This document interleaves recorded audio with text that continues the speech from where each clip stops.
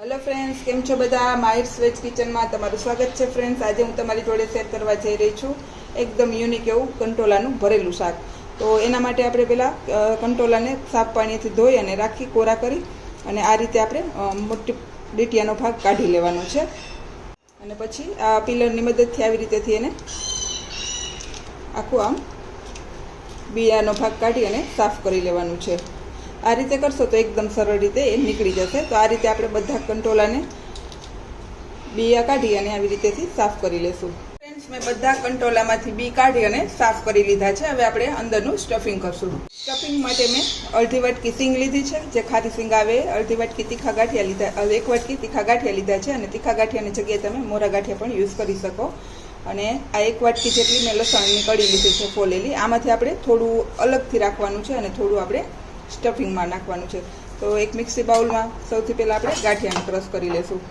આ રીતે સ્ટફ થઈ જાય એટલે ભૂકાને આપણે એક મોટા વાસણમાં કાઢી લેવાનું અને હવે આપણે સિંગને ક્રશ કરશું। સિંગને પણ આપણે આમાં જ મિક્સ કરી દઈશું અને હવે આપણે લસણને પણ ક્રશ કરી લેશું।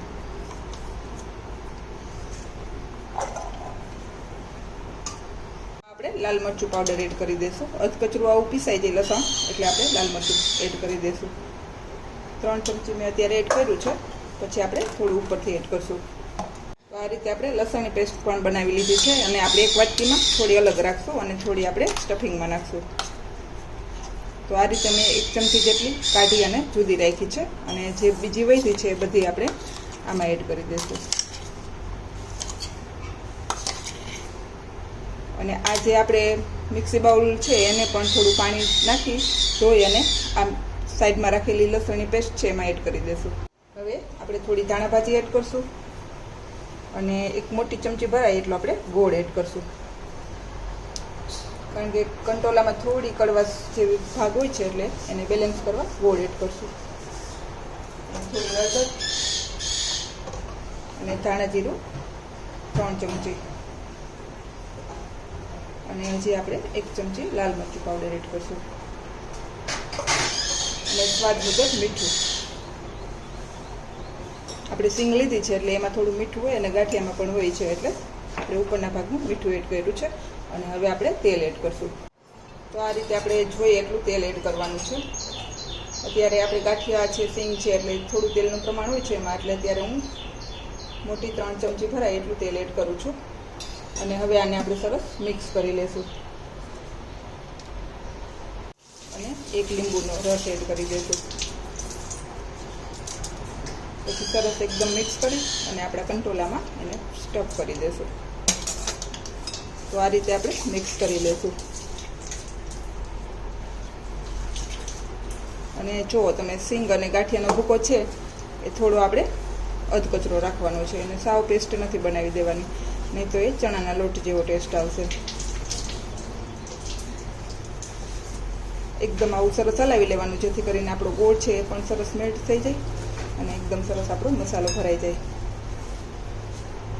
નહીં તો જો ગોળ થોડો આખો રહી જશે તો જેમાં આવશે એમાં એ સ્વીટ લાગશે, એટલે એકદમ સરસ આવું મિક્સ કરી લેવાનું। સ્ટફિંગ છે એકદમ સરસ મિક્સ થઈ ગયું છે અને હવે આપણા કંટોલા પણ રેડી છે।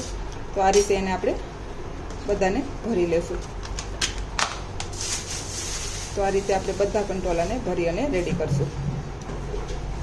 તો ફ્રેન્ડ્સ, આપણે બધા કંટોલા છે સ્ટફ થઈ ગયા છે। હવે આપણે એને વરાળે બાફી લેશું।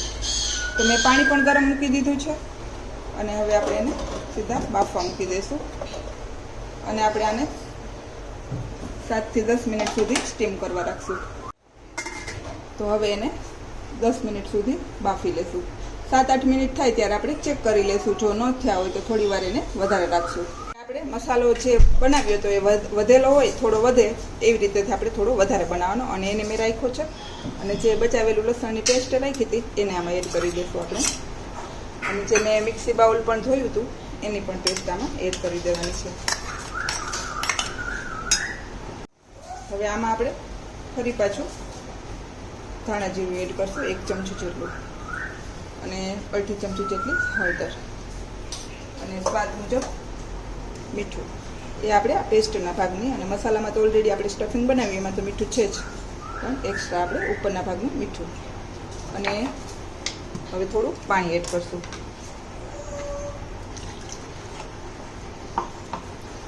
અને સરસ આને એવી ગ્રેવી જેવું બનાવી લેશું અને હવે આને આપણે સાઈડમાં રાખી દઈશું. હજી પણ આપણે થોડું પાણી નાખશું. તો આ રીતે બનાવી અને આ પેસ્ટને રાખી દેવાની છે. ફ્રેન્ડ્સ 10 મિનિટ થઈ ગઈ છે અને આપણે કંટોલા છે તમે જોઈ શકો છો એકદમ સરસ બફાઈ ગયા છે. હવે આપણે આને નીચે ઉતારી લઈશું.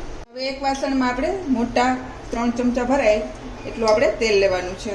આ ભરેલા શાક હોય એમાં આપણે તેલનું પ્રમાણ થોડું વધારે રાખીએ તો એનો ટેસ્ટ સારો આવે છે. અને જો તમે ઓછું ખાતા હોય તો તમે તમારા ટેસ્ટ મુજબ બધું ઓછું કરી શકો છો. હવે આપણે તેલ ગરમ થઈ ગયું છે એટલે હવે આપણે એમાં રાઈ નાખશું.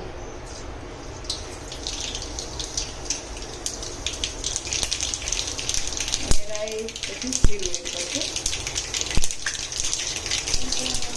અને ડાયરેક્ટ આપણે હવે બે સુધારેલી ડુંગળીની પેસ્ટ એડ કરીશું. અને જો તમે ડુંગળી ના ખાતા હોય અથવા તો તમારે આ સ્ટાઈલની ગ્રેવીવાળી ન બનાવવું તો ડાયરેક્ટ તમે આપણે જે પેસ્ટ રેડી કરી એનાથી પણ વઘાર કરી શકો છો. પણ આ રીતે બનાવશો તો નાના બાળકો છે એ પણ કંટોલા ગ્રેવી જોઈને ખાઈ લે. તો ડુંગળી નાખી અને હવે આપણે હિંગ એડ કરશું. ડુંગળી એડ કરીએ પછી નાખવાની જેથી કરીને એનો ટેસ્ટ છે એકદમ સરસ અલગ આવે. અને જાજી આપણે ડુંગળીને પકાવવાની પણ નથી. તો ડુંગળી આવી થોડી પાકી જાય એટલે આપણે એમાં ટમેટું એડ કરી દઈશું. અને તમે જોઈ શકો છો સીધું તેલ છૂટું પડી ગયું છે કારણ કે આપણે તેલનું પ્રમાણ થોડું વધારે છે એટલે. અને અહીંયા મેં 2 ટમેટા લીધા છે ખમણીને એને પણ આપણે હલાવી લઈશું.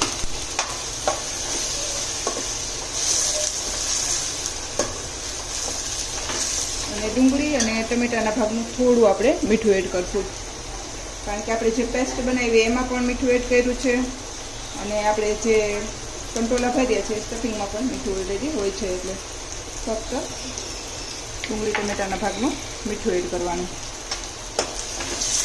અને થોડી વાર હલાવી અને જે આપણે પેસ્ટ બનાવી એને પણ એડ કરી દઈશું. ખરેખર આ સબ્જી બનાવજો આ રીતે કંટોલાનું ભરેલું શાક. ખરેખર તમને ખૂબ જ સ્વાદમાં સરસ લાગશે અને ખાવાની પણ મજા આવશે અને વારે વારે કરવાની ઈચ્છા થશે. તો આ ગ્રેવીમાં આપણે પાણી એડ કર્યું છે તો એ પાણી બળી જાય અને જે ટમેટા છે અને ડુંગળી છે એનું પાણી પણ સરસ બળી જાય એ રીતે આપણે પકાવી લેવાનું છે જ્યાં સુધી તેલ છૂટું પડે ત્યાં સુધી.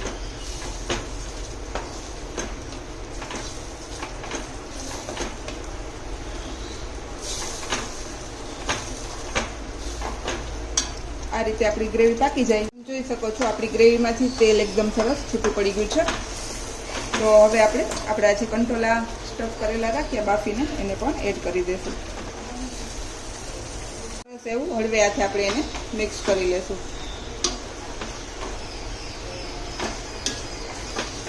અને 2 મિનિટ સુધી આવી રીતેથી મિક્સ થઈ જાય અને પાકી જાય પછી આપણે એને પર થોડી ધાણા ભાજી એડ કરી દઈશું. તો ફ્રેન્ડ્સ આપણું સબ્જી છે એકદમ બિલકુલ બનીને રેડી છે. હવે આપણે એને નીચે ઉતારી લઈશું. તો ફ્રેન્ડ્સ તૈયાર છે મારું ચોમાસામાં જ મળતા કંટોલાનું ભરેલું શાક. જો તમને મારી આ રેસીપી પસંદ આવે તો લાઈક કરજો, શેર કરજો અને સબસ્ક્રાઈબ કરવાનું ભૂલતા નહીં. Thank you, bye bye.